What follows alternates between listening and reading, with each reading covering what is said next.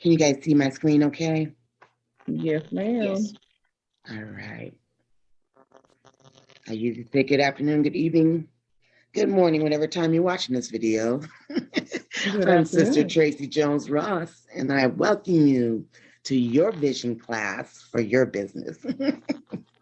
Thank you. I enjoy having you guys here, and I'm excited about what you are about to venture into. Now, the STMC business program, we would like to welcome you to STMC's business program planning.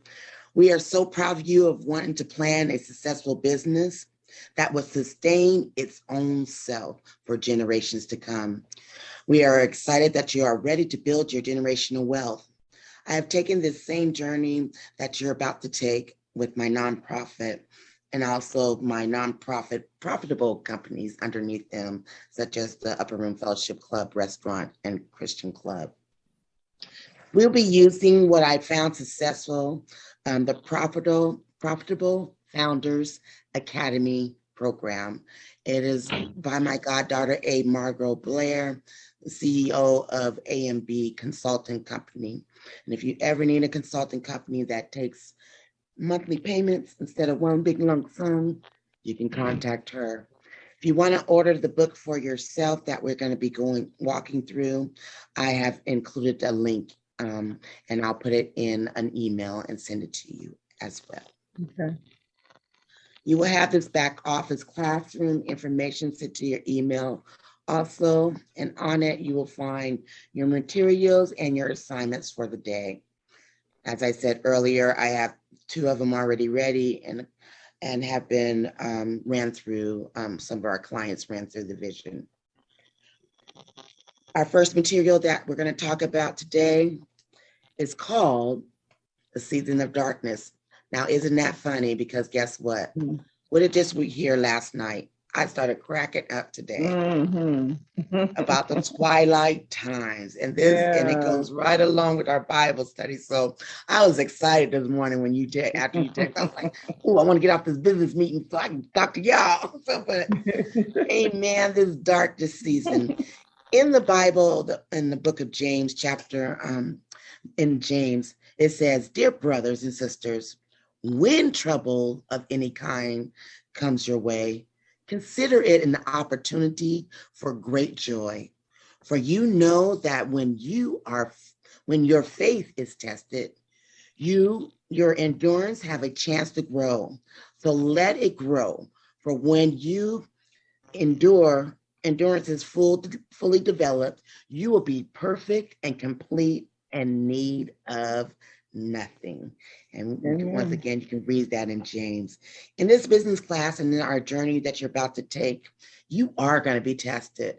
Believe me, you're going to have funding opportunities where you know you qualify, but yet there's a no in your face. So I want you to be encouraged to and to continue with your vision, because it will come. In this lesson, we will learn to overcome our fear of success, because sometimes you may think you're ready, but when you get to that moment, you freeze up. That's fear of success, or on the opposite end of it, fear of failure. Establish and maintain goals. We're going to talk about conducting a business fundamental and leadership character audit. That is going to be our first assignment. First, before you go into business, you have to know thyself. You have to know, just how Pastor was saying last night in Bible study, you have to recognize where you are. And this goes right along with this audit. So when you go into your class, you're going to click onto your folder. And what you have to do is enter your email address and to answer the questions so that we can have it recorded for you in your back classroom. Let's talk about some of these questions that I want you to ponder. Do you consider yourself a leader? That is most important, one of the questions, but not only most important, the next one is, if you were asked to identify the top 5 leadership characteristics, what would they be? What would some of your characteristics be? Adaptability. Are you adaptable? because as a leader, we have to adapt. Are you able to communicate? Do you have good communication skills? Because if you don't, we have to learn how to talk to each one of our members in our board or who's underneath us, underneath our umbrella of employment. We have to be able to talk to them so they'll gain an understanding of the vision so they can just run with it. So think of some of those characteristics that you think that a leader should have. The next question you will have is, how many of those characteristics do you have? We're going to talk more about that in our and more in our materials. And another question that we want you to consider to ponder now before the dark seasons come is, why are you building this business? Why does it matter to you? Right now, I'm a disabled veteran. I can be fishing right now instead of trying to get a nonprofit off the ground.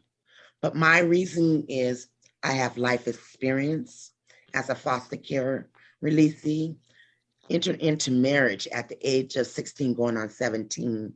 So I wouldn't be out in the streets alone, because once you're out of foster care, they just boot you out and there's no background, no training or anything. So that's one reason why I decided to do the nonprofit. The second reason, I am a survivor of sexual assault in the military. I want them, veteran women and their children to have a safe place to heal in their own apartment complex, in their own community. So that's why one of those housings are that's important to me. The next reason why I'm doing affordable housing with low barrier entry is because I was homeless for 3 years. Homeless with a pension, but still homeless due to medication. So with living through that experience, we not only have housing on site, I find it important, but I also find it important to have mental health and addictions on site. So these are my reasons why, and it's gonna hold me in those dark seasons when I'm getting all these no's slammed in my face, no funding, no donations. When that comes to you in that dark season, I can still say, because I lived this, I know they need it. So that's gonna be my why in that dark season. So I want you to think about why you're doing this. Who are you doing it for?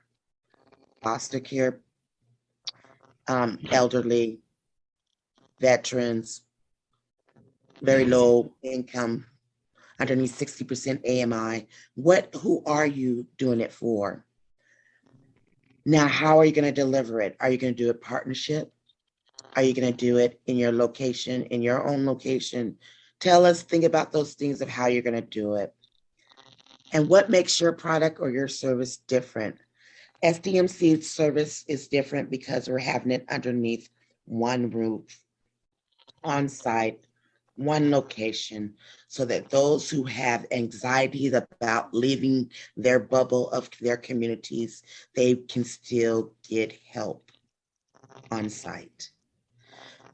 That is a difference about us. The difference about our daycare is ran on a 20-hour base cycle. We'll stay open for 20 hours, and we close for those other hours to have a expanded cleaning session. Because why? Shift workers need daycare. Our fast food personnel needs daycare. So these things I want you to think of when you're thinking about your vision of your business. Why and how are you going to deliver it? What makes your product different? And then the last one I want you to think about before we come back together again is, why do people need this? Right now, we know in the pandemic for STMC, they need affordable housing because everyone's getting displaced because they no longer are employed. Their jobs have shut down. They have been displaced. Or their rent is too high and they've been displaced out of their apartments. These are the things and the reason why it is needed right now in this time frame. So that is why we are. So these are the questions I want you to ponder over as you are getting ready for the next class, and we're going to build on this list of questions to create your business plan vision. I'm going to go back to your next one. So let's talk about the next session that we have to talk about is overcoming your fears. Now, once again, you'll get these questions down in your back office. You'll enter your email in there and you can answer these questions. When we come back to our next class, we will have a presentation that will make you understand why we are asking these questions on this initial class. So let's go through the few questions that we're going to be answering on your next class. How do you celebrate yourself when you achieve your goals? Now, remember, we're talking about dark seasons, and this is the reason why we're asking these questions. How do you celebrate? You have to learn to celebrate each piece of your goals in your business, because if you don't, you'll get burnt out. Or when the no's come, you get discouraged and don't want to continue on with your vision. So we're going to set goals. We're going to set goals monthly. We're going to set goals weekly for you to get done with, so that we can have a complete business plan, so that you can go out, either get financing or get partnerships. How do you define success? Now, this is important because we need to know how to cater your business according to what your model of success is.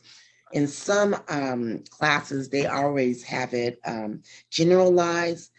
We at STMC do not want to generalize it. We want to focus exactly on yours. And if you have permission to share, we will share in the classwork so that you can see how it intertwines. If you do not want to share your business ideals or your service, we'll do it as a mock version of what your business is supposed to look like. I will look up the information you need to become successful in that business, and we'll use that mock one instead of yours.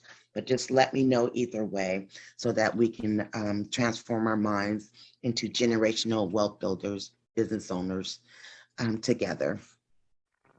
How do you define failure? What does failure look like to you? If you get a no from if you get a no from a grant writer, are you going to be discouraged and want to quit? And another reason why we want to know this is so that we can support you. When we see that failure that you said that you consider a failure, and we see it come up in conversation, this is how we can transform your minds together and help you continue on by having this information.